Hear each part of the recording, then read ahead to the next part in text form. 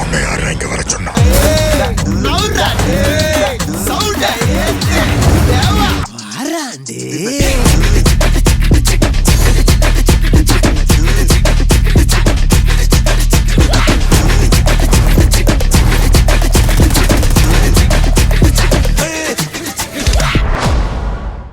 என் தங்கச்சி வாழ்க்கைய நாசம் பண்ணிட்டு என்னையே எதிர்த்து பேசுறியா நீ? என் தங்கச்சி கெட்டதையெல்லாம் வாங்கி கொடுக்கல, நீ நவரு, இல்லனா அவ்வளவுதான். சும்மா கத்தாதீங்க. எதுவா இருந்தாலும் முறையா விசாரிச்சு அதுக்கப்புறம் முடிவுக்கு வாங்க. என்ன விசாரிக்கணும்? உங்க எல்லாரையும் விசாரிச்சு நீங்க சொல்ற பொய் கதையை நம்பி உங்க எல்லாரையும் ஒண்ணும் பண்ணாம விட்டுட்டு போகணுமா? அது முடியாது. என்ன நடந்துச்சுன்னு கூட கேட்காம கையோங்கிட்டு வருவியா? உன் தங்கச்சி எங்களை டார்ச்சர் பண்ணி பழி வாங்கறதுக்காகவே ஒரு நோட்டு ஃபுல்லா அது வேணும், இது வேணும், அப்படி வேணும், இப்படி வேணும்னு சொல்லி எழுதி கொடுத்துருக்கா. ஆதரவு கூட உன் தங்கச்சி கேட்டதெல்லாம் வாங்கி கொடுக்கலான்னு சொன்னா. ஆனா எனக்கு எப்பவுமே இந்த ஆடம்பரமா அனாவசியமா செலவு பண்றது சுத்தமா பிடிக்கவே பிடிக்காது. அதுலயுமே இந்த வீட்டுல உன் தங்கச்சி காலடி எடுத்து வச்சதும் நான் இங்க வாழ்றதுக்கு வரல, இவனையும் இந்த குடும்பத்தையும் பழி வாங்கறதுக்காக வந்திருக்கேன்னு திமிரா வேற சொன்னான். அப்படிப்பட்டவளுக்கு நாங்க இதுக்கு கடன் உடனே வாங்கி எல்லாத்தையும் செஞ்சு கொடுக்கணும்? நான் இப்ப சொல்றத நல்லா கேட்டுக்கோ. உன் தங்கச்சிக்காக நாங்க இங்க ஸ்பெஷலாலாம் எதுவும் பண்ண முடியாது. நாங்க இங்க என்ன வசதியோட இருக்கோமோ அந்த வசதி தான் அவளுக்கும் கிடைக்கும். நாங்க என்ன சாப்பிடுறோமோ அது அவளுக்கும் கிடைக்கும். நாங்க யாரும் சாப்பாடு தரமாட்டோம்லாம் உன் தங்கச்சி கிட்ட சொல்லல. முடிஞ்ச அளவுக்கு உன் தங்கச்சியோட மனசு கோணாத மாதிரி தான் நாங்க எல்லாரும் நடந்துகிட்டு இருக்கோம். ஏய், நீங்க அப்படி நடந்துட்டு இருந்தா என் தங்கச்சி எதுக்கு அப்படி உங்களை பத்தி கம்ப்ளைண்ட் பண்ணிருக்கணும்? அப்படி சொன்னாதானே நம்மளுக்குள்ள பிரச்சனை வரும். நாம சண்டை போட்டுக்கிட்டு கஷ்டப்படுவோம். அதுதான் சத்யாவோட எண்ணம்.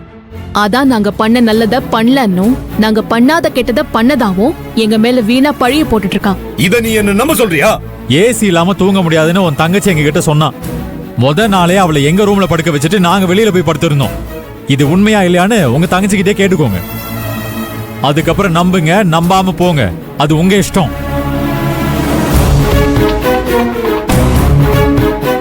முத நாள் மட்டும்தான் இப்படி.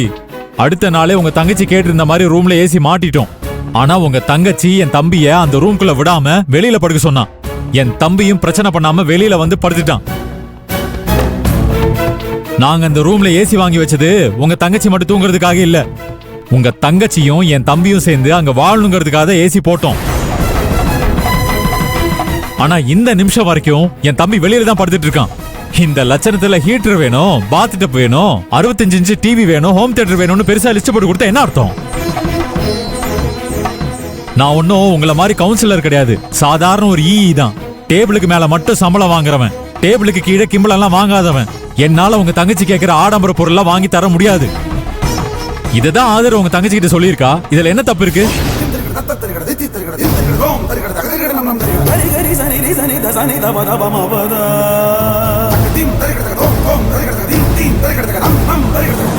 வாங்கி தர முடியாதுங்கிறதுக்கும் வாங்கி தர முடியலங்கிறதுக்கும் நிறைய வித்தியாசம் இருக்கு.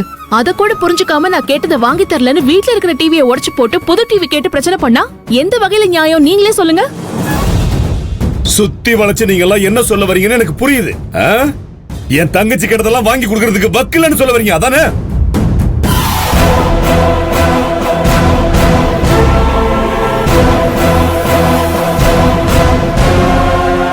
தம்பி, நீ தப்பா புரிஞ்சுகிட்டு இருக்கப்பா. நான் சரியாதான் புரிஞ்சுகிட்டு இருக்கேன். உங்களோட யோகியதை தெரிஞ்சதுனாலதான் இங்க ஏசி பிரச்சனை வர்றப்பவே என் தங்கச்சிக்கு தேவையான எல்லாத்தையுமே நானே வாங்கி தரேன்னு ஆதிரி கிட்ட சொன்னேன். சொன்னா இல்லையா? அண்ணே, அப்படி கேளுண்ணே. நான் லிஸ்ட் கொடுத்தப்பவே என்னால இதெல்லாம் வாங்கி தர முடியாதுன்னு ஓப்பனா சொல்லிருக்க வேண்டியதானே? அத விட்டுட்டு இன்னைக்கு வந்து வாங்கி தர முடியாதுன்னு சொன்னா கோவம் வருமா வராதா? அதனாலதான் கோவத்துல டிவி எடுத்து போட்டு உடைச்சேன். எனக்கு டிவி வேணும்னு கேட்டேன். என்ன பொறுத்த வரைக்கும் நான் பண்ணது தப்பே இல்ல. இப்பவும் நான் தெளிவா சொல்றேன். நான் கொடுத்த லிஸ்ட்ல இருக்கிற எல்லாமே எனக்கு வரணும், வந்தே ஆகணும். இல்ல இந்த வீட்டே நான் அடிச்சு நொறுக்கிடுவேன்.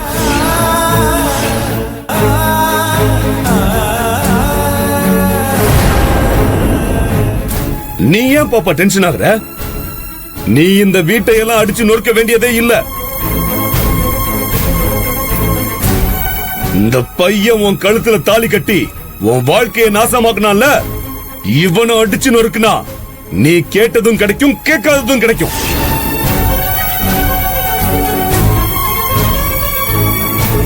மறு பேச்சு பேசாம எல்லாத்தையும் வாங்கிட்டு வந்து கொடுத்துருவான். அதுக்கு நான் பொறுப்பு பாப்பா. நீங்க பேசுறது கொஞ்சம் கூட சரியில்லை சொல்லிட்டேன். என்ன நினைச்சிட்டு இருக்கீங்க? கார்த்தி ஒண்ணும் யாரும் இல்லாதவன் கிடையாது. உங்க இஷ்டத்துக்கு அவனை அடிக்கிறதுக்கும் உதைக்கிறதுக்கும். தொட்டு பாருங்க, அப்புறம் தெரியும் உங்களுக்கு. ஏமா, இந்த மாதிரி எத்தனை மிரட்டல நான் பார்த்திருப்பேன். இதுக்கெல்லாம் பயப்படுற ஆள் நான் கிடையாது. என் பாப்பா ஆசைப்பட்டு கேட்ட டிவி இன்னைக்கு இங்க வரலன்னா இவனை அடிக்கிறது மட்டுமில்ல, உன்னையும் உன் புருஷனையும் உன் குடும்பத்தையும் அடிச்சு அவமானப்படுத்தி வெளியில தலை காட்ட முடியாதபடி பண்ணிட்டு ஞாபகம் வச்சுக்க. என்ன தம்பி, அடிப்ப அவமானப்படுத்துவேன்னு உங்க இஷ்டத்துக்கு என்னென்னமோ பேசிட்டு இருக்கீங்க. என்ன பேச்சு இதெல்லாம்? உங்க தங்கச்சியோட வாழ்க்கை நல்லா இருக்கணும்னு நாங்க நினைக்கிற அளவுக்கு கூட நீங்க நினைக்க மாட்டேங்கிறீங்க. என்னமோ வாய்க்கு வந்ததெல்லாம் இஷ்டத்துக்கு பேசிட்டு இருக்கீங்க. உங்க தங்கச்சி இந்த வீட்டுக்கு மருமகளா வாழ வந்திருக்கா. அத முதல்ல மனசுல வச்சுக்கிட்டு பேசுங்க. அத மனசுல வச்சுக்கிட்டு இருக்கிறதுனாலதான் சும்மா பேசிக்கிட்டு இருக்கேன்.